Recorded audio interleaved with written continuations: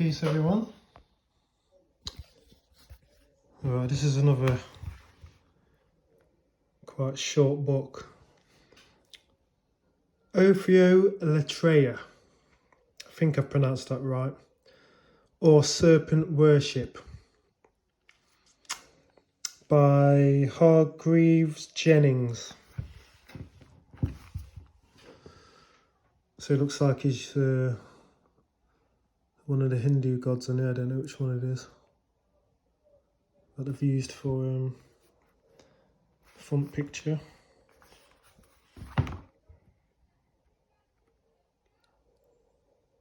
It's that ISBN number. Yeah, once again, got it off Amazon, as I do pretty much all my books. It's very rare that I don't get books off Amazon, because basically they've more or less got everything that you want. Very rare I go on there and they haven't got a book that I want.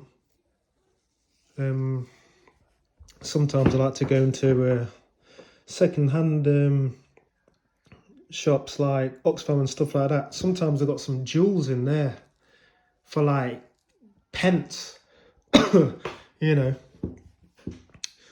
or other little joints like that. But anyway, yeah, Hargreaves Jennings. He was a British Freemason and Rosicrucian. It's one of the reasons why I bought this book as well. So obviously he was looking for some higher wisdom, higher truths in his works and stuff. So let's see what he's found out. So this guy lived in, well, this brother should I say, lived, I think he was 1817 he was born, died 1890. When was this originally published? Let's have a look. 1889. This particular edition is copyrighted at 2019, so yeah, I'm thinking about the other one. Yeah, 1889. So it's written quite a bit ago. The chapters, they're really small. To see what's cracking up here, so I can show you. Chapter 1. See what it says. Ophiolatreia, or Ophiolatreia. Latreia? Ophiolatreia? Let's stick with Latreia. You probably know better than me how to pronounce that. An extraordinary subject of mysterious origin, of universal prevalence. The serpent, a common symbol in mythology. Serpent worship natural but irrational. Bacchic orgies. Olympias, mother of Alexander. Yeah, that's jogging my memory again now. So obviously in the first chapter he's going into like prehistory. It's like all these like mounds that you find throughout like places like Scotland and Europe and basically all over the planet really, that are like not too ornate, like Stonehenge, them type of buildings. And he goes into his study of all these like different ornaments that were found prehistory and stuff in all these different places, and then like he's gone into the Bacchic orgies of like Bacchus, going to Greek times, and Olympias, Alexander's mum, was apparently big in the Bacchic tradition. That's why you see her messing around with a serpent in that movie with Colin Farrell, his mum. They portray her as like a kind of like a priestess type figure. So he goes into that. Interesting book this is. What else we got?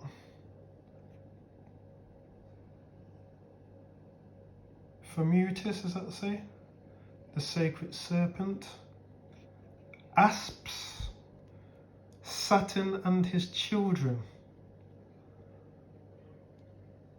Sacrifices at altar of Saturn. Abaddon. I think that's one of the, if I'm not mistaken, I think that's one of the characters in the Bible he alludes to. I might be mistaken, but he alludes to a character or some characters in the Bible. Now,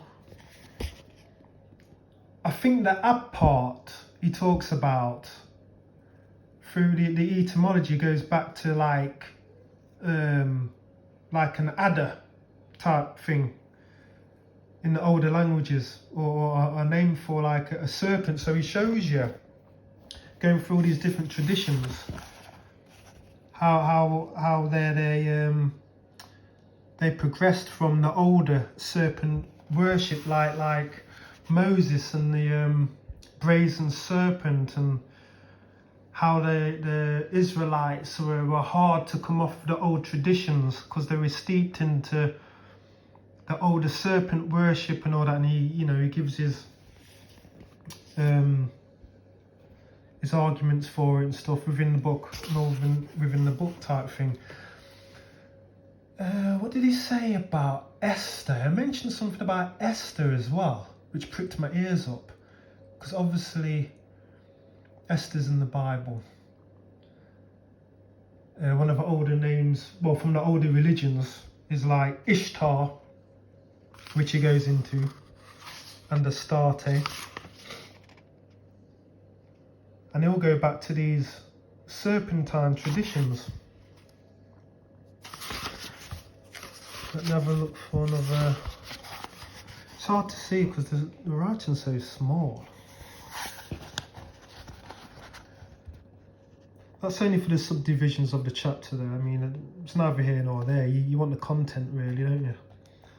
But anyway, chapter 2. Supposed phallic origin of serpent worship. The idea of life. Adoration of the principle of generation. The serpent as a symbol of the phallus. That's quite evident. Phallic worship at Benares. The serpent and Mahadio. Festival of the Nag Panchami. Some of these words, I don't even know if I'm pronouncing them right. But there's a word for yourself, look. I think it says Panchami. Might say Panchami, I don't know. Snakes and women.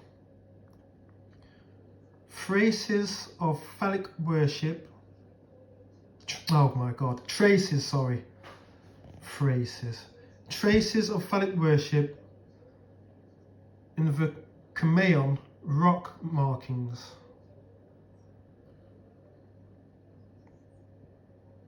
It's hard to see when you're looking through your phone. My hand's all moving about. The northern bulb stones. Professor Stevens on the snake as a symbol of the phallus. The Dionysiac myth. So that's obviously Dionysus. Mythology of the Aryan nations.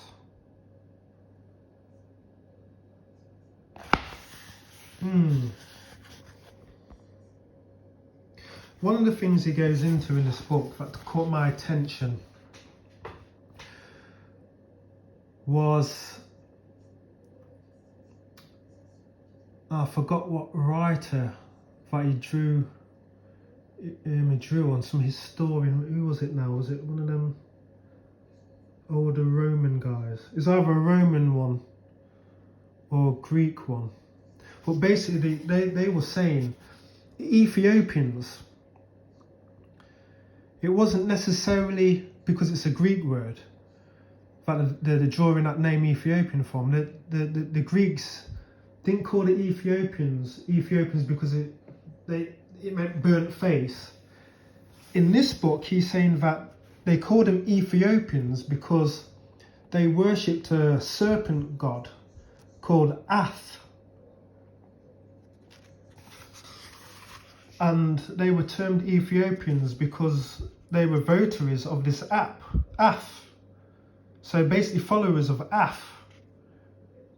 And then he goes on to say how they colonized Crete and other islands of Crete. One of them was called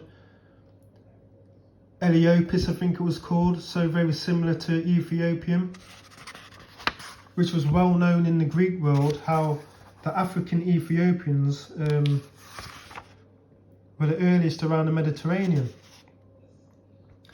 And he talks about Medusa with the snake hair,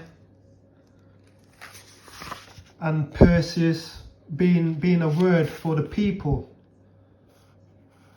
The Persians or the Peruvians, I think he called them. Basically coming back with the wisdom of the goddess Medusa, the snake, the serpent, meaning wisdom. So obviously these are just like myths that are like drawn up out of the imagination, portraying peoples.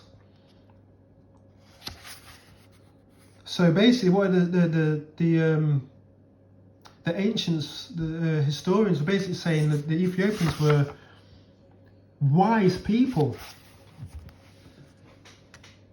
It's quite evident when you look through ancient history how the Greeks adored the Ethiopians.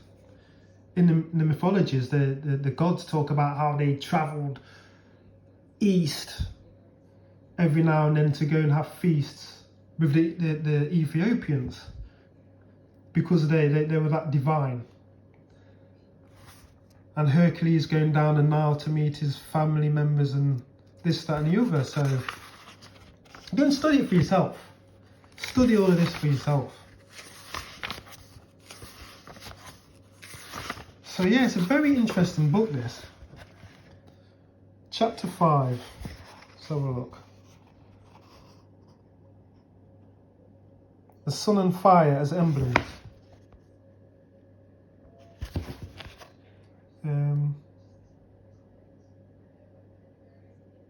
Taut and the serpent.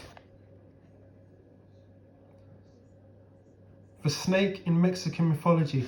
So basically, what he does, he goes around the world,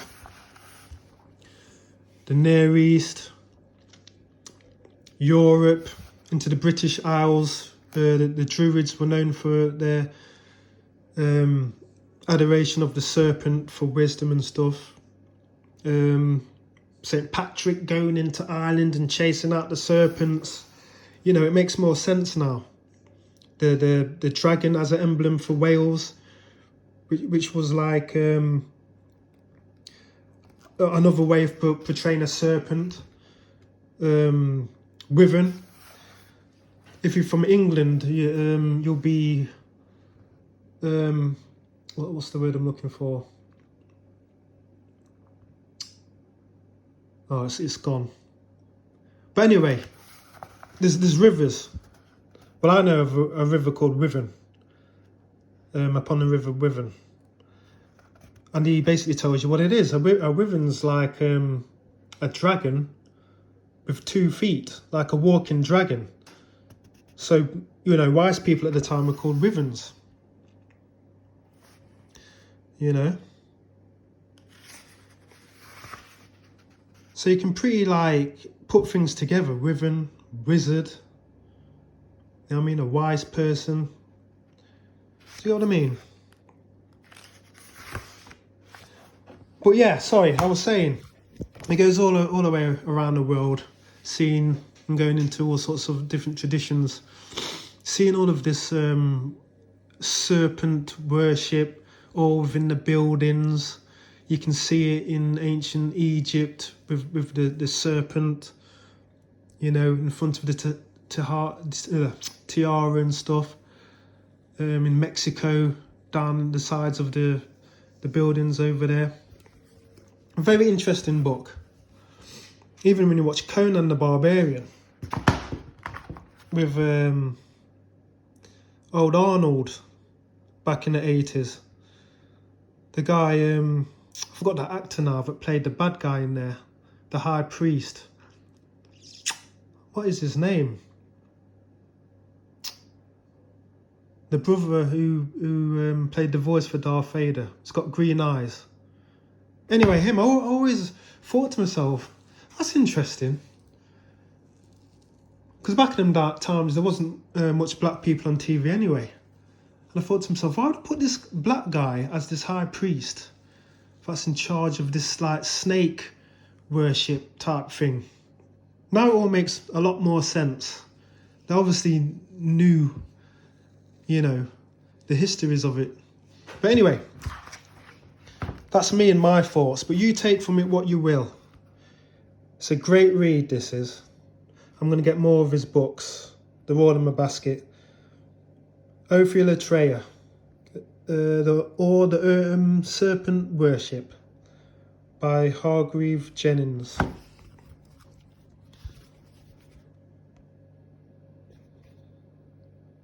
Yeah, there you go. Go and get it. Peace.